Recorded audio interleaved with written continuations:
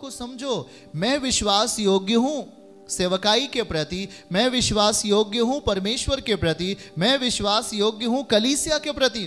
क्या आप हैं आज आप जिस कलीसिया से जीवन पाते हो, जिस कलीसिया में आके छुटकारा पाया, जिस सेवकाई में आकर के हमें आशीष मिली, आज उसी को तुच्छ समझ रहे हो, तो आपका जीवन कहाँ होगा? आपको प्रभु क्या करेगा? ये देखो 27 पद पढ़ो हमारे साथ, 19 का 27।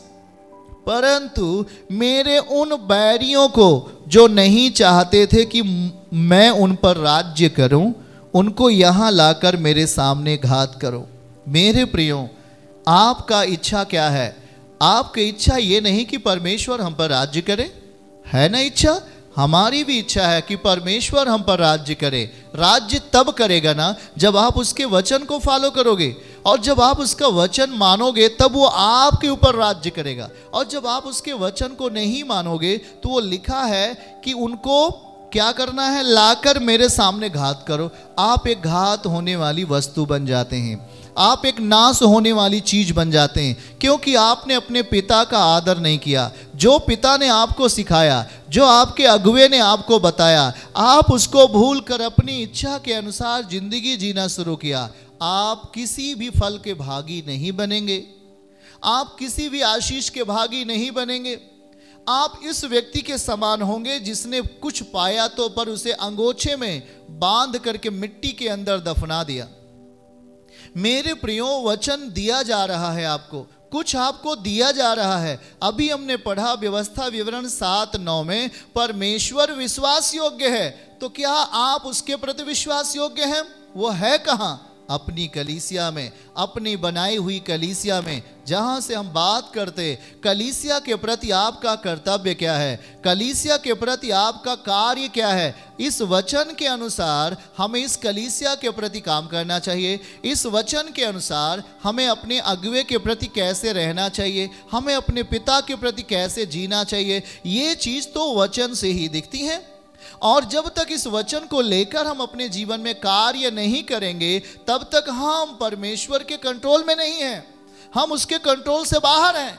और जब हम परमेश्वर के कंट्रोल से बाहर होते, तब शैतान आपको चलाता है, परमेश्वर आपको नहीं चलाता। इसलिए मेरे प्रियजनों, हमें जब उसका वचन हम मानते हैं, उसके वचन के अनुसार चलते हैं, कलीसिया के प्रति सत्य निष्ठा रखते हैं, परमेश्वर के प्रति सत्य निष्ठा रखते हैं, और हम कलीसिया के प्रति अधीनता में रहते हैं, अपने अगुवे के प्रति अधीनता में जीते हैं। मेरे प्रियो, आप वचन के कंट्रोल में हो, आप परमेश्वर के कंट्रोल में हो, और आप 1 से 10 कमाने जा रहे हो। आमीन, हालेलुया।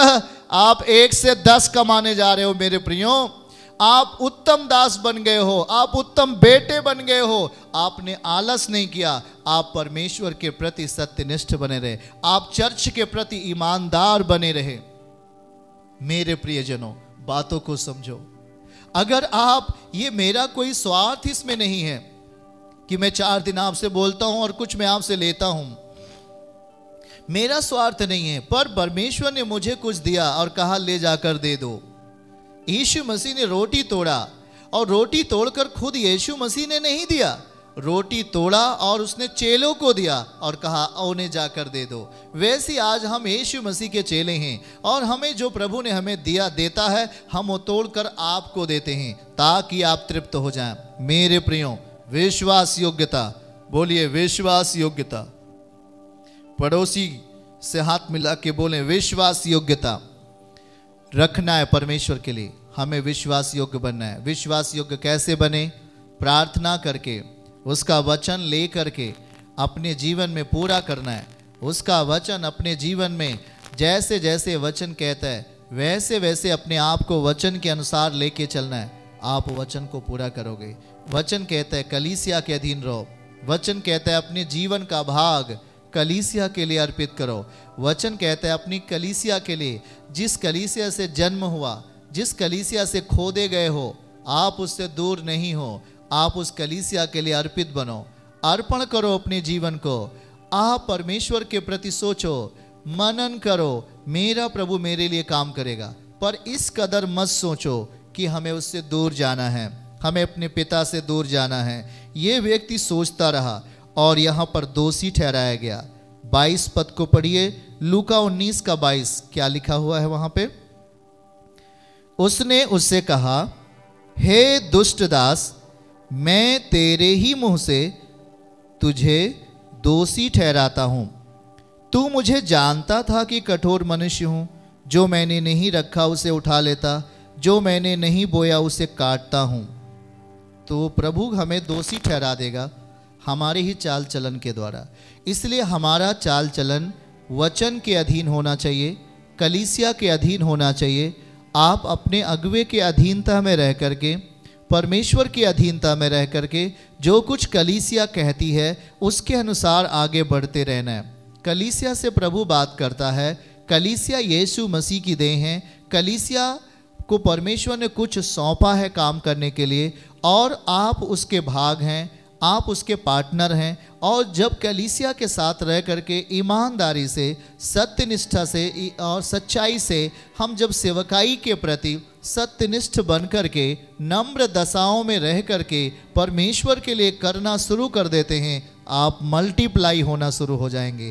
प्रभु की ताकत आपको ऊंचा उठाएगी, प्रभु की सामर्थ आपको अगम्य रास्ते पर लेके चलेगी और आपको अपनी ताकत देकर आपको गवाह बनाएगी। इसलिए मेरे प्रियो, वो परमेश्वर विश्वास योग्य परमेश्वर है जो मेरे अंदर वास करता है। बोलिए, वो विश्वास योग्य परमेश्वर है जो मेरे अंदर वास करता है। वो आपका न्याय करेगा, वो आपके लिए रास्ता तैयार करेगा, वो आपको समृद्धिशाली बनाएगा, वो आपकी मांगे पूरी करेगा, क्योंकि वो विश्वास योग्य है। तो हमें भी उसके प्रति विश्वास योग्य बनना है, हमें भी उसके प्रति, उसके वचनों के प्रति हमें विश्वास योग्य बनना है। इसलिए मेरे प्रियो, ये हर 4 दिन, हफ्ते का 4 दिन मैटीरियल्स प्रभु आपको देते हैं उस पर काम करने के लिए, और ये आपके जीवन का जवाब है, आपको कैसे जीना है, ये जीवन का हल है। आपको ताकत देगा, वचन आपको ताकत देगा। आप घर में सोते रहेंगे, आपका काम पूरा उधर कर देगा, क्योंकि आप जब वचन के आधार पर अपने आप को लेके चलेंगे तो कुछ ऐसे काम भी हैं जिसे आप नहीं जानते, प्रभु उसे पूरा कर दिया है। आमीन मेरे प्रियो, इसलिए आज अपने आप को तैयारी के साथ रहिए।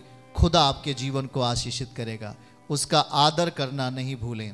परमेश्वर की कलीसिया में आदर के साथ परमेश्वर के साथ रहें। परमेश्वर के दास जिसको खुदा ने अपनी महिमा के लिए चुना है, हम उसकी अधीनता में काम करें, तभी हमारी समृद्धिशाली स्थिति बनेगी और हम ऊंचा उठते जाएंगे।